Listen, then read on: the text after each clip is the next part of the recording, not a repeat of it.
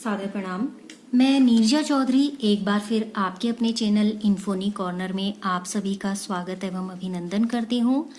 हमारा जो आज का टॉपिक रहेगा, हम बात करेंगे बायोटेक्नोलॉजी के बारे में, यानी जैव प्रौद्योगिकी के बारे में, जिसमें हम पढ़ेंगे बायोटेक्नोलॉजी से रिलेटेड जो थियरीज हैं उनको, और इसी से रिलेटेड जो प्रोसेस है या जो एक प्रक्रम है उसके बारे में हम पढ़ेंगे। तो आज का टॉपिक हमारा इस पे बेस्ड रहेगा। देखिए, सबसे पहले तो हम बात करें कि जैसे बायोटेक की हम बात करते हैं, जिसे बायोटेक्नोलॉजी कहा जाता है, हिंदी में जिसे कहा जाता है जैव प्रौद्योगिकी। इसमें एक्चुअली होता ऐसा है कि जितने भी ऑर्गेनिज्म हैं या उनसे प्राप्त जितने भी प्रकार के एंजाइम हैं, उन एंजाइमों का यूज करना है और उनको यूज करने के लिए ह्यूमन के लिए यानी कि मनुष्य के लिए किस तरीके के यूजफुल प्रोडक्ट्स तैयार किए जा सकते हैं, इसको ध्यान में रखना है। अब इन यूजफुल प्रोडक्ट्स को तैयार करने के लिए एक अलग तरीके का सिस्टम होता है, यानी कि थोड़ी अलग तरीके की इसकी प्रोसेसिंग होती है। उस प्रोसेसिंग का डेवलपमेंट बायोटेक के अंतर्गत किया जाता है। कैसे? कोई भी ऑर्गेनिज्म से किसी भी तरीके का कोई एंजाइम मिल रहा है, यानी कि जो भी ऑर्गेनिज्म है वहाँ से हमने एंजाइम लिया, उस एंजाइम को हमने यूज़ किया। यूज़ हम इसलिए कर रहे हैं ताकि अपने हिसाब से एक यूज़फुल प्रोडक्ट को हम तैयार कर सकें। अब जाहिर सी बात है, कार्य हम कर रहे हैं तो हम जो सेंटर पॉइंट उसका रहता है वो रहता है मनुष्य की। मनुष्य के यूज़ के हिसाब से या उसके बेनिफिट्स के हिसाब से हम ऐसे प्रोडक्ट्स बनाएं, और इन प्रोडक्ट्स को बनाने के लिए एक अलग तरीके का प्रोसेस फॉलो किया जाता है, उसको डेवलप किया जाता है। वही है बायोटेक्नोलॉजी। बायो मीन्स जैव, यानी कि वो क्या नाम है, जीवों से संबंधित, टेक्नोलॉजी यानी कि तकनीक का इस्तेमाल करना। अब इसके बहुत सारे एग्जाम्पल हैं जो हम बायोटेक के माध्यम से अपनी डेली नीड्स के जो इम्पोर्टेंट चीज़ें हैं उनको शामिल करते हैं। जैसे हम ब्रेड लेते हैं, मोस्टली जब छुट्टी होती है तो हल्का फुल्का नाश्ता या जो भी सैंडविच वगैरह जो लेते हैं, यानी कि डबल रोटी जिसको कहा जाता है, ब्रेड हो गया या वाइन हो गया, अलग अलग तरीके की शराब वगैरह सभी कुछ इसके अंतर्गत होंगे। और माइक्रोब्स के द्वारा एक अलग तरीके की प्रोसेसिंग होती है, तब हम ये तैयार कर पाते हैं, क्योंकि इसके बारे में हम पढ़ चुके। जैसे हमने दही बनाना, पनीर बनाना या अलग तरीके की और प्रक्रियाएं हमने पढ़ी थी जिसमें माइक्रोब्स का हमने इस्तेमाल पढ़ा था, और हम अपने तरीके से उसको यूज कर सकते हैं। ठीक है। अब देखिए, जैव प्रौद्योगिकी यानी कि अगर एक्चुअल सेंस में जो हमारा आजकल का टाइम है, यानी कि प्रेजेंट टाइम की बात करें तो बहुत ही लिमिटेड मीनिंग में इस चीज को समझा जा सकता है। बहुत ब्रॉडली मीन है वैसे तो, लेकिन इसे समझने के लिए हम एक संक्षिप्त अर्थ का भी इस्तेमाल करते हैं, यानी कि छोटे से अर्थ में समझते हैं कि देखिए, जो बायोटेक होती है उसमें ऐसी प्रोसेसिंग आती है जिसमें जेनेटिकली मॉडिफाई, जिन्हें जीएम बोला जाता है, हिंदी में जिन्हें कहा जाता है आनुवांशिकता रूपांतरित, तो ऐसे जीवों का हम इस्तेमाल करते हैं, उनको यूज करते हैं, और जो भी हमें उनसे पदार्थ चाहिए होते हैं हम उन पदार्थों को यानी कि उन प्रोडक्ट्स को तैयार करते हैं। अब ऐसा तो है नहीं कि प्रोडक्ट अचानक तैयार हो जाएगा। उस प्रोडक्ट को तैयार होने के लिए एक अलग सी प्रोसेसिंग फॉलो करनी पड़ेगी। आगे समझ। अब देखिए, एक एग्जाम्पल के तौर पर अगर हम और देखना चाहें, जैसे हम क्या करते हैं, माना हमने जो भी प्रोसेस को फॉलो किया, जो भी हमें प्रोडक्ट लेना है, तो हम क्या करते हैं, टेक्नोलॉजी के साथ प्रोसेसिंग करेंगे तो वो क्या हो जाएगा, बायोटेक। बायो मीन्स जो भी जीव है उनसे प्राप्त जो भी उत्पाद होगा वो, जैसे एंजाइम हमने कहा कि हमने एंजाइम ले लिए, हम उसकी प्रोसेसिंग कर रहे हैं, लेकिन प्रोसेसिंग कैसी हो रही है, विद टेक्नोलॉजी। तो ये क्या हुआ, बायोटेक। जैसे इन विट्रो फर्टिलाइजेशन आप जानते हैं, इन विट्रो फर्टिलाइजेशन, इसमें क्या होता है, टेस्ट ट्यूब बेबी डेवलपमेंट होता है, या आप जीन सिंथेसिस को देख लें, जीन का यूज देख लें, या डीएनए वैक्सीनेशन जो भी निर्माण हो रहा है उसका वो देख लें, या किसी भी तरीके के एरर जीन को हटाना। एरर जीन भी मैं ना कहूं तो एक ऐसे जीन को हटाना, एरर जीन को हटाना या ऐसे जीन को हटाना जो अनडिजायरेबल है, यानी कि जिसके गुण हमें नहीं चाहिए, या जो दोषमुक्त जीन है वो जीन को हटाना। ये सब किसकी वजह से होता है, ये सब हो पाता है बायोटेक की हेल्प से। ठीक है। अब यूरोपियन हिंदी में लिखती हूँ मैं पहले, क्योंकि हमारे जो व्यूअर हैं उनमें कुछ हिंदी मीडियम वाले भी हैं, तो दोनों को ध्यान में रख के टर्मिनोलॉजी का यूज करने की कोशिश है। तो देखिए यहाँ पर क्या है, यूरोपियन जैव प्रौद्योगिकी संघ, ठीक है, यूरोपियन जैव प्रौद्योगिकी संघ, जिसे बोला जाता है EFB, यूरोपियन फाउंडेशन ऑफ, क्या हो गया, बायोटेक्नोलॉजी।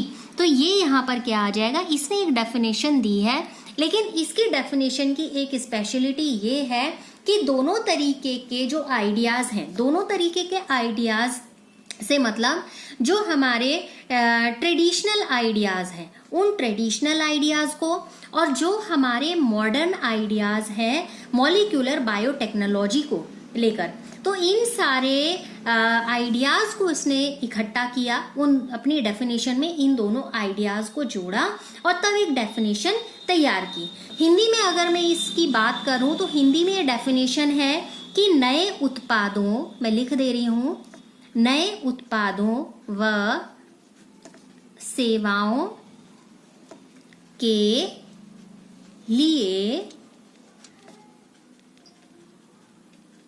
प्राकृतिक विज्ञान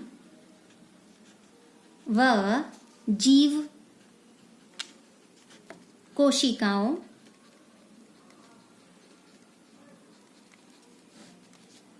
व इनके अंग तथा आणविक अनुरूपों का समायोजन, ये है इसके द्वारा दी हुई डेफिनेशन हिंदी में। इंग्लिश में डेफिनेशन की बात करूं तो डेफिनेशन इंग्लिश में होगी the integration of natural science and organisms, cells, parts thereof and molecular analogous for products and services, products और सर्विसेज की बात कर रहे हैं। तो ये डेफिनेशन है इंग्लिश में जो मैंने बोला, और हिंदी में ये हो गया।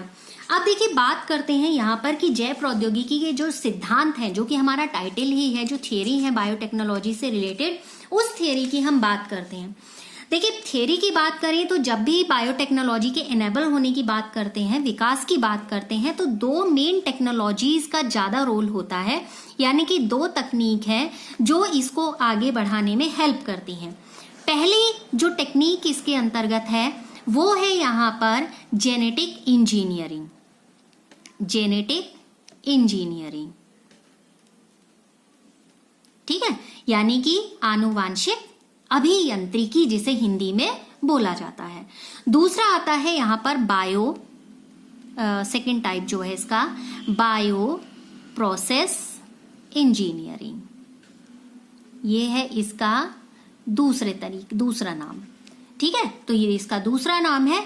हिंदी में इसको कहा जाता है, बायो प्रोसेस बोला तो जैव प्रक्रम रासायनिक इंजीनियरिंग, ठीक है। इसमें एक्चुअली क्या होता है, जो माइक्रोब्स होते हैं उनको जो इम्प्योरिटीज हैं, ये संदूषण है, उससे हटाया जाता है, यानी कि उससे फ्री किया जाता है, ठीक है। अब देखिए जेनेटिक इंजीनियरिंग में क्या होता है, इस टेक्निक के द्वारा जो जेनेटिक मटेरियल होता है, जैसे जेनेटिक मटेरियल क्या है, डीएनए और आरएनए है, ठीक है। तो आरएनए जेनेटिक मटेरियल के केमिकल्स में इसे होस्ट ऑर्गेनिज्म में एंटर कराया जाता है। आगे प्रोसेस पूरा पढ़ेंगे, अभी सिर्फ मैं इंट्रोडक्टरी बता रही हूँ। होस्ट ऑर्गेनिज्म में इसको एंटर कराया जाता है और उसके एंटर कराने के बाद फिनोटाइप में चेंज होता है। ध्यान दीजिएगा, जब जेनेटिक इंजीनियरिंग करी जाती है तो एक लाइन का क्वेश्चन हो सकता है कि उसके किस तरीके के लक्षण में परिवर्तन होता है या ऑर्गेनिज्म में क्या चेंज आता है। तो ऑर्गेनिज्म में चेंज आता है उसके फिनोटाइप में। हम जीनोटाइप और फिनोटाइप पढ़ चुके हैं। जीनोटाइप जीन से रिलेटेड था, फिनोटाइप जो उसकी फिजियोलॉजी है उससे रिलेटेड था, यानी कि जो आकारिकी बाहर से दिखाई दे रहा है, जैसे लंबा बौना, जो भी हमने मेंडल वाला चैप्टर पढ़ा था हम उसमें पढ़ चुके हैं। अब बात करते हैं बायो प्रोसेस की। बायो प्रोसेस में क्या होता है कि जो भी माइक्रोब्स हैं उनको एक ऐसा इन्वायरमेंट क्रिएट करना जिससे कि जो हमें डिजायरेबल माइक्रोब्स हैं केवल वही वहां रहे, उनको हम बढ़ाएं, और जो माइक्रोब्स हमें नहीं चाहिए हम उनको वहां से रिमूव कर सकें। ठीक है, जैसे बायोटेक प्रोडक्ट्स में एंटीबायोटिक्स हो गए, वैक्सीनेशन हो गया, या एंजाइम फॉर्मेशन हो गया, वो इस बायो प्रोसेस इंजीनियरिंग के अंतर्गत आया। क्लियर हो गया। अब देखिए, दो तरीके का रिप्रोडक्शन है। अगर रिप्रोडक्शन जेनेटिक इंजीनियरिंग के अगर कॉन्सेप्ट्स की बात करें तो बहुत डिटेल कॉन्सेप्ट्स है। फिलहाल फिर मैं रिपीट कर रही हूँ, इंट्रोडक्टरी है, बेसिक्स सा है, आप उसको ध्यान में रखिएगा। देखिए, हम दो तरीके के रिप्रोडक्शन के बारे में जानते हैं। एक रिप्रोडक्शन होता है एसेक्सुअल रिप्रोडक्शन, दूसरा रिप्रोडक्शन होता है सेक्सुअल रिप्रोडक्शन। हम ये जानते हैं कि जब एसेक्सुअल रिप्रोडक्शन होता है तो जितनी सूचनाएं होती हैं, यानी कि एसेक्सुअल रिप्रोडक्शन में जेनेटिक इंफॉर्मेशन को स्टोर या उसे प्रिजर्व करने की टेंडेंसी होती है। ठीक है, यानी अगर आपसे पूछा जाता है कि जब रिप्रोडक्शन के दो अलग अलग ये मोड हैं, जाहिर सी बात है मोड आपको पता ही होंगे, टाइप्स पता ही होंगे, तो हम इनमें कहें कि अगर हमें जेनेटिक इंफॉर्मेशन को स्टोर करना है तो इन दोनों में दी बेस्ट कौन सा है? तो एसेक्सुअल रिप्रोडक्शन है जिसमें जेनेटिक इंफॉर्मेशन को स्टोर किया जा सकता है। जबकि सेक्सुअल रिप्रोडक्शन में क्या होता है? सेक्सुअल रिप्रोडक्शन में वेरिएशंस आते हैं, जेनरेशन टू जेनरेशन धीरे धीरे करके वेरिएशन दिखते हैं, और एक स्पेशल तरीके के जेनेटिक अरेंजमेंट का यहाँ पर एक सीक्वेंसिंग मिलती है, और अलग तरीके की सीक्वेंसिंग हम फाइंड आउट करते हैं। ठीक है, यानी कि जब सेक्सुअल रिप्रोडक्शन होता है ऑर्गेनिज्म के पास ऐसे चांसेस होते हैं कि वो स्पेशल तरीके के जेनेटिक अरेंजमेंट वहां पर दे सके या वहां पर एक ऐसा मैनेजमेंट कर सके। ठीक हो गया ना। अब जो जीव आबादी के लिए बेनिफिशियरी होते हैं वो क्या करते हैं, जैसे जैसे रिप्रोडक्शन की प्रोसेस आगे बढ़ती है, संयोजन के साथ क्या मिलता है, उनको आबादी बढ़ाने के साथ साथ एक ऐसे चांस मिलता है कि वो यहाँ पर एक विशिष्ट तरीके का जेनेटिक जो व्यवस्था है वो यहाँ पर ला सकें। अब देखिए, ट्रेडिशनल हाइब्रिडाइजेशन होता है या मेटिंग होती है, तो प्लांट्स और एनिमल्स में हमने पढ़ा था, वहां पर फिर से जिक्र आएगा इनका। देखिए, प्लांट्स और एनिमल्स में ये जनन क्या होगा या रिप्रोडक्शन क्या होगा, उपयोगी होगा। इसके द्वारा हम क्या करते हैं, जो डिजायरेबल जीन होता है उस डिजायरेबल जीन के साथ साथ नॉन डिजायरेबल जीन की भी यहाँ पर बात होगी। ठीक है, नॉन डिजायरेबल जीन कौन सा होगा? RABLE। नॉन डिजायरेबल जीन वो हुआ, दो तरीके के जीन हुए, एक तो हुए वांछित जीन, जिन जीनों को हम बढ़ाना चाहते हैं या जिन जीन कैरेक्टर्स को हम लेना चाहते हैं। दूसरे हुए नॉन डिजायरेबल जीन, ये वो जीन हुए जिन्हें हम रिमूव करना चाहते हैं या जिन्हें हम वहां से हटाना चाहते हैं। तो यहाँ पर जब हम जो ट्रेडिशनल की बात कर रहे थे, जब ट्रेडिशनल मेटिंग होती है, चाहे प्लांट में लें चाहे हम एनिमल्स में ले दें, तो उनके रिप्रोडक्शन में उपयोगी है। और इसके द्वारा हम क्या कर सकते हैं, डिजायरेबल जीन के साथ साथ नॉन डिजायरेबल जीन का भी यहाँ पर इंक्लूजन कर सकते हैं और उनका मल्टीप्लिकेशन कर सकते हैं। इंक्लूजन एंड मल्टीप्लिकेशन दोनों किया जा सकता है, मल्टीप्लिकेशन। ठीक है, अब देखिए, इंक्लूजन और मल्टीप्लिकेशन हिंदी में हुआ समावेश करना और गुणन करना। अब ये जो दोनों कमियां हैं, जो ट्रेडिशनल रिप्रोडक्शन की कमियां हैं, इनको दूर करने के लिए, ठीक है, ट्रेडिशनल रिप्रोडक्शन में दोनों तरीके के जीन इन्वॉल्व हो गए, नॉन डिजायरेबल, डिजायरेबल। ठीक है, डिजायरेबल के साथ साथ नॉन डिजायरेबल का भी इंक्लूजन हो रहा है, वहां पर मल्टीप्लिकेशन हो रहा है। लेकिन हमारे हिसाब से जैसी हमें पॉलीगेनी चाहिए या जो भी हमें आगे ब्रीड चाहिए, वो हमें ये जीन सपोज नहीं चाहिए, तो उस दृष्टि से इसमें क्या हुई, ये कमी हुई। तो इस कमी को दूर करने के लिए जेनेटिक इंजीनियरिंग का या जेनेटिक इंजीनियरिंग क्या लिख रही हूँ, हाँ ठीक तो है, जेनेटिक इंजीनियरिंग टेक्नोलॉजी का यूज किया जाता है। और जेनेटिक इंजीनियरिंग टेक्नोलॉजी में क्या क्या आता है आपका, जीन क्लोनिंग और जीन ट्रांसफर। ठीक है, जीन ट्रांसफर।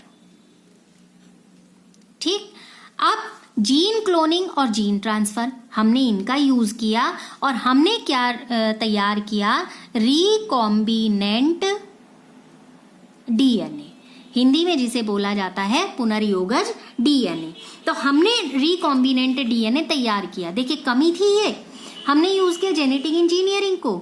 जेनेटिक इंजीनियरिंग में जीन क्लोनिंग, जीन ट्रांसफर को यूज किया और हमने तैयार किया रिकॉम्बिनेंट डीएनए। अब रिकॉम्बिनेंट डीएनए तैयार हो गया, जिससे नॉन डिजायरेबल जीन के केवल एक या एक से ज्यादा डिजायरेबल जीन को चुने हुए जीव में हम स्थानांतरित यानी कि ट्रांसफर कर सकते हैं। ठीक हो गया। अब देखिए एलियन ऑर्गेनिज्म की बात करते हैं। एलियन ऑर्गेनिज्म का मतलब क्या हुआ, ऐसे ऑर्गेनिज्म जो विजातीय हैं यानी कि जो अलग लक्षणों वाले ऑर्गेनिज्म है या जीव है। किसी भी कोई भी ऑर्गेनिज्म ले लिया जिसे हम एलियन ऑर्गेनिज्म कह रहे हैं, हिंदी में जिसे मैं विजातीय बोल रही हूँ, हिंदी मीडियम वालों के लिए समझने में सुविधा रहेगी। किसी प्रकार से ट्रांसफर किया हुए डीएनए का क्या होता है, देखिए क्या होगा कि डीएनए जीव की उत्पत्ति यानी कि जब कोई भी ऑर्गेनिज्म बनता है, उसकी जो पॉलीगेनी होती है यानी कि उसकी जो संतति होती है, उस संतति कोशिकाओं में ये अपने आप तो रेप्लिकेशन कर नहीं पाता, यानी कि सेल्फ रेप्लिकेशन तो यहाँ पर हो नहीं रहा है। ठीक है। अब इसमें क्या होगा कि एक एक्सपेक्टेशन है कि सेल्फ रेप्लिकेशन नहीं हो रहा है, तो लेकिन यहाँ पर क्या होगा, जब डीएनए एक्सेप्टर में जाएगा, यानी कि एक्सेप्टर से मतलब हुआ जो ग्राही है, ग्राही जीनोम से एक्सेप्टर जीनोम से यानी कि जो उसे ले रहा है उसके जीनोम से ये क्या हो जाएगा, जुड़ जाता है। और जब ये गुणित होकर यानी कि तब इसमें क्या होगा, मल्टीप्लिकेशन होगा और जो होस्ट डीएनए है, ठीक है, होस्ट डीएनए है, उस डीएनए के साथ ये एक लाइन बनाता है, यानी कि धीरे धीरे करके ये हेरिडिटी को फॉलो करता है या इनहेरिटेंट हो जाता है। ठीक है। तो एक क्रोमोसोम में एक स्पेशल डीएनए सीक्वेंसिंग होती है, ये हम जानते हैं। ठीक है। एक क्रोमोसोम में स्पेशल डीएनए सीक्वेंसिंग है और जिसे हम क्या कहते हैं, ओरिजिन ऑफ रेप्लिकेशन, जिसे हम क्या कहते हैं, ओरिजिन ऑफ रेप्लिकेशन। क्लियर हो गया। अब देखिए यहाँ अगर मैं फिर से एक बार रिपीट करूं, हमने कहा कि कोई एलियन ऑर्गेनिज्म है, अब वहां पर जो डीएनए सेगमेंटिंग हो रही है या ट्रांसफर हो रहा है उसको क्या करेंगे।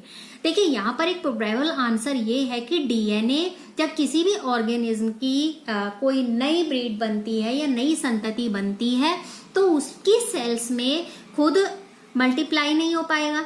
ठीक है।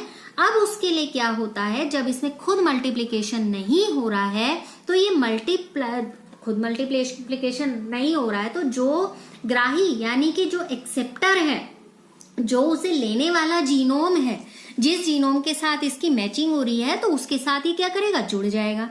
जब ये उसके साथ जुड़ेगा तब मल्टीप्लिकेशन करेगा और कहीं से तो माना हमने यहाँ से काट कूट के लगाया कहीं, तो उसके लिए कोई ना कोई तो होस्ट होगा, तो ये उस होस्ट के साथ धीरे धीरे करके मिक्सिंग करना शुरू कर देगा और जब इसकी मिक्सिंग उसके साथ हो जाएगी तो उसके बाद ये क्या करेगा, यहाँ पर इसके साथ इनहेरिटेंस हो जाएगा और फिर रेप्लिकेशन स्टार्ट होगा और हर डीएनए, हर क्रोमोसोम का एक स्पेसिफिक डीएनए सीक्वेंसिंग होती ही है। तो यहाँ से स्टार्ट हो जाता है रेप्लिकेशन।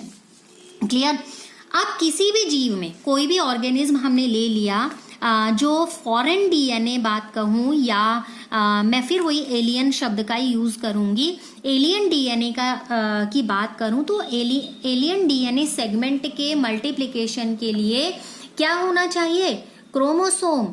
और क्रोमोसोम अगर वहां पर नहीं है तो ये मल्टीप्लिकेशन प्रोसेस भी नहीं होगी।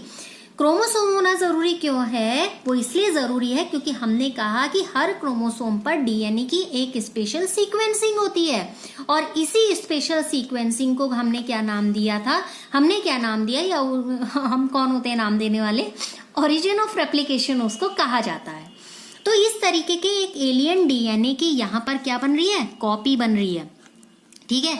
अब ये इस कॉपी के बिल्कुल जो बेस स्ट्रक्चर है उससे जुड़ा रहता है ताकि जो डीएनए है, डीएनए का एलियन सेगमेंट या एलियन सेक्शन जिसको हम कहें, इस एलियन सेगमेंट में जो होस्ट ऑर्गेनिज्म है उस ऑर्गेनिज्म में इसके अपने आप रेप्लिकेशन और मल्टीप्लिकेशन की टेंडेंसी डेवलप हो जाती है। रेप्लिकेशन और मल्टीप्लिकेशन की टेंडेंसी डेवलप हो जाती है और इसको कहा जाता है क्लोनिंग। मैं फिर रिपीट कर रही हूं, एक फॉरेन डीएनए है, उस फॉरेन डीएनए की यहाँ पर कॉपिंग होनी है, ठीक है। तो यहाँ पर जो कॉपिंग होनी है, जो रेप्लिकेशन हो रहा है यहाँ पर, तो उसमें क्या होगा, इस रेप्लिकेशन का कहीं ना कहीं से तो शुरुआत हुई होगी, जिसे हम जड़ कहेंगे उसकी। तो ये क्या करेगा, जो रेप्लिकेशन का रूट है, स्टार्टिंग पॉइंट है, ये वहां से जुड़ गया। अब जुड़ने के बाद क्या होगा, जो डीएनए का एलियन वाला सेगमेंट है वो होस्ट डीएनए के साथ मिक्स हो गया है और उसी के साथ अब ये रेप्लिकेशन करना शुरू कर दिया है और उसी के साथ ये मल्टीप्लिकेशन करना शुरू कर दिया है। यानी कि इसकी दूसरी प्रतिकृतियां या कॉपी बननी शुरू हो गई हैं, जिसको कहा जाता है क्लोनिंग, ठीक है। अब या तो इसको ऐसे समझ लीजिए कि टेम्पलेट डीएनए की तरीके से ही एक मल्टीप्लिकेशन, टेम्पलेट किसको बोला, जो हमने अलग से ऐड किया, तो टेम्पलेट डीएनए के तरीके से ही यहाँ पर क्या हो गया है, एक अलग तरीके का मल्टीप्लिकेशन स्ट्रक्चर बनना शुरू हो गया है और जिसको हम कह रहे हैं क्लोनिंग। क्लोनिंग इंपॉर्टेंट है, पूछा जाता है। दूसरी बात करते हैं कि अब कौन सा बात है जिस पर हमें फोकस करना है, intense of the construction of an artificial recombinant DNA molecule. इसमें एक्चुअली होता क्या है कि जो हम रिकॉम्बिनेंट डीएनए की बात कर रहे हैं, पुनर्योगज बात करूंगी जिसको फिर मैं हिंदी में बोलूंगी, रिकॉम्बिनेंट डीएनए का निर्माण जब हुआ, यानी कि जब ये रिकॉम्बिनेंट डीएनए बना तो वो किससे बना था, साल्मोनेला, बना नहीं था, मैं एग्जांपल ले रही हूँ जिसका हम यहाँ पर यूज कर रहे हैं, ठीक है। तो क्या था, साल्मोनेला टाइफीमूरियम, इसको ध्यान में रखेंगे, साल्मोनेला टाइफीमूरियम, यानी कि नेटिव प्लाज्मिड में एंटीबायोटिक की जो टेंडेंसी है, नेटिव प्लाज्मिड को ध्यान रखिएगा, एंटीबायोटिक रेजिस्टेंस एनकोडिंग जीन है, इसके जुड़ने से ये क्या हुआ, इसका निर्माण हो पाया था। और इसके लिए कोहेन, पूरा नाम था स्टेनले कोहेन, और बोयर का पूरा नाम था हर्बर्ट बोयर, इन्होंने 1972 में प्लाज्मिड से डीएनए का टुकड़ा काटा और इसको काटकर एक जो एंटीबायोटिक रेजिस्टेंस था वो प्रदान करने के लिए एक जिम्मेदार जीन को यहाँ पर खोजा था और उन्होंने ये बताया कि इसके लिए एक जिम्मेदार जीन होता है। अब एक शब्द आता है आणविक कैंची, मॉलिक्यूलर सीजर जिसको बोला जाता है। मॉलिक्यूलर सीजर का क्या काम होता है, मैं यहाँ हिंदी में लिखा है तो हिंदी में लिखूंगी। मॉलिक्यूलर सीजर का ये काम होता है जिसे प्रतिबंधन यानी कि रेस्ट्रिक्शन एंजाइम होते हैं, एक्चुअली ये तरीके के प्रतिबंधन एंजाइम जिनको बोला जाता है, इनकी खोज से डीएनए को हमने सेलेक्ट कर लिया कि कौन सा सेक्शन उसका अच्छा है और कौन सा सेक्शन हमें वहां से रिमूव करना है। तो उसके रिमूवल के लिए हमें उसे काटना पड़ेगा। हमें काटने के लिए विशेष प्रकार के एंजाइम की जरूरत होती है जिन्हें बोलते हैं रिस्ट्रिक्शन एंजाइम, और सामान्य भाषा में उनको बोला जाता है, क्योंकि ये काटने का काम कर रहे हैं तो इनको बोला जाता है मॉलिक्यूलर सीजर। तो ये क्या करते हैं, डीएनए को एक स्पेशल जगह से काटने का काम करते हैं और कटे हुए डीएनए का भाग हम किसके साथ जोड़ देते हैं, प्लाज्मिड डीएनए के साथ जोड़ देते हैं, ठीक है। अब प्लाज्मिड डीएनए किसके तरीके से काम करेगा, ये काम करेगा एक वेक्टर के तरीके से, यानी कि संवाहक के तरीके से, और जो इससे जुड़ा डीएनए है वो उसे क्या करेगा, ट्रांसफर यानी कि स्थानांतरित करने का काम करेगा, ठीक है। अब जैसे मलेरिया परजीवी में, जैसे मच्छर की बात करें, मच्छर में जो वेक्टर है, वेक्टर के रूप में कौन होता है, मलेरिया पैरासाइट होता है, और वो क्या होता है, जो ह्यूमन है उसकी बॉडी में वो ट्रांसफर हो जाता है। तो ठीक यही वाली प्रोसेस यहाँ पर होती है कि जो प्लाज्मिड है, प्लाज्मिड वेक्टर के रूप में यूज किया जाता है, जो एलियन डीएनए सेगमेंट है उसको होस्ट में पहुंचाया जाता है। कहाँ पहुंचाया जा रहा है, जहां पर डिजायरेबल चेंजेस हमें चाहिए या न्यू कैरेक्टर्स हमें चाहिए। अब एंटीबायोटिक वो रेजिस्टेंस जो जीन है वहां पर वेक्टर के साथ जुड़ जाएगा और जुड़ने के बाद ये क्या काम करेगा, डीएनए लाइगेज के द्वारा ये काम होगा कि जो जीन है वो उसके साथ ऐड हो जा रहा है। कौन जीन, जो यहाँ पर एंटीबायोटिक रेजिस्टेंस जीन है, इस जीन को वेक्टर के साथ जोड़ने का काम कौन करेगा, इस जीन को वेक्टर के साथ जोड़ने का काम करेगा एक एंजाइम, और वो एंजाइम क्या है, लाइगेज। ठीक है, लाइगेज करेगा। और इस जो भी ये कॉम्बिनेशन बन रहा है, जो भी यहाँ पर एडिशन हो रहा है, इस एडिशन से इन विट्रो, क्योंकि सारी की सारी प्रोसेस कहाँ हो रही है, लैब में हो रही है। ठीक है, तो यहाँ पर क्या होगा, इन विट्रो नए, कैसे, गोलाकार और सेल्फ रेप्लिकेटेड, यानी कि ये पूछा जाता है किस तरीके के डीएनए मिलेंगे, राउंडेड डीएनए मिलेंगे और सेल्फ रेप्लिकेटेड। ठीक है, जिनमें सेल्फ रेप्लिकेशन की टेंडेंसी होगी, ये सेल्फ रेप्लिकेटेड डीएनए यहाँ पर बन जाते हैं और जिन्हें हम क्या कहते हैं, रिकॉम्बिनेंट डीएनए। जब ये डीएनए इस्चेरिकिया कोलाई में ट्रांसफर होता है तो एक नए तरीके के होस्ट के डीएनए यानी कि पॉलीमरेज एंजाइम का यूज किया जाता है और इस पॉलीमरेज एंजाइम का यूज करके इसकी बहुत सारी कॉपी तैयार कर ली जाती है, यानी कि बहुत सारी इसकी हिंदी में कहते हैं प्रतिकृतियां बना ली जाती हैं। और यहाँ पर एंटीबायोटिक रेजिस्टेंस एनकोडिंग जीन की फिर से बात करूंगी, इसकी कॉपी का ई कोलाई का मल्टीप्लिकेशन, ई कोलाई के एंटीबायोटिक रेजिस्टेंस जीन की क्लोनिंग कहलाता है। क्या, ई कोलाई का मल्टीप्लिकेशन, ई कोलाई की एंटीबायोटिक रेजिस्टेंस जीन की क्लोनिंग कहलाता है। अब देखिए कि जो ये पूरी प्रोसेस होती है, इस पूरी प्रोसेस को अगर हम स्टेप्स में डिवाइड करें तो केवल 3 स्टेप बनते हैं। पहला स्टेप क्या था, हमने डिजायरेबल और नॉन डिजायरेबल जीन डीएनए का वहां पर सिलेक्शन किया। ठीक है, तो यहाँ पर क्या होगा, सबसे पहले डीएनए का आइडेंटिफिकेशन, हमने डीएनए को क्या किया, आइडेंटिफाई किया। दूसरे नंबर पर हमने क्या किया, उसे होस्ट में ट्रांसफर करने का काम किया, जिसमें हमें चेंज करने हैं, जो चेंज करने हैं उस हिसाब से हमने डीएनए को किसमें किया, होस्ट में ट्रांसफर कर दिया। अब तीसरा स्टेप ये था कि जो ये ट्रांसफर्ड डीएनए था, इस डीएनए को होस्ट में जिंदा रखना, सुरक्षित रखना, फंक्शनिंग फॉर्म में रखना और साथ ही साथ जो संतति है यानी कि जो पॉलीगेमी है उसमें ट्रांसफर करना, यानी जो भी ऑफ स्प्रिंग कह दें या नेक्स्ट ब्रीड कह दें, जो भी कहना चाहें, संतान कह दें या पॉलीगेनी कह दें, तो ये क्या किया जाएगा, उसमें ट्रांसफर करना। पहले identification, then transfer and then care. उसमें जिसमें हमने ट्रांसफर किया उसमें केयर करने के साथ साथ आगे उसको ट्रांसफर करना। ये 3 तरीके की प्रोसेस जितना हमने पढ़ा इस टेक्निकली इसमें काम करती है, थियोरेटिकली काम करती है। अब देखिए जो हमारा अगला टॉपिक होगा मैं उसको बता देती हूँ। हम बात करेंगे रिकॉम्बिनेंट डीएनए टेक्नोलॉजी के जो टूल्स हैं उनके बारे में। हम किसके बारे में बात करेंगे, इस टेक्नोलॉजी से रिलेटेड यानी कि रिकॉम्बिनेंट डीएनए टेक्नोलॉजी के टूल्स की बात करेंगे, जिसमें आज हमने बात की थी अभी जैसे आणविक कैंची की, यानी कि मॉलिक्यूलर सीजर की बात की थी, जिसे हम कह रहे थे रिस्ट्रिक्शन एंजाइम। हम रिस्ट्रिक्शन एंजाइम के बारे में पढ़ेंगे। तो फिलहाल अभी के सेशन में इतनी ही बात करेंगे, इंपॉर्टेंट है और बायोटेक तो वैसे ही एग्जाम्स के पॉइंट ऑफ व्यू से बहुत इंपॉर्टेंट टॉपिक रहता है। आप लगातार इन्फोनी कॉर्नर के साथ बने रहें। आप सभी का बहुत बहुत धन्यवाद।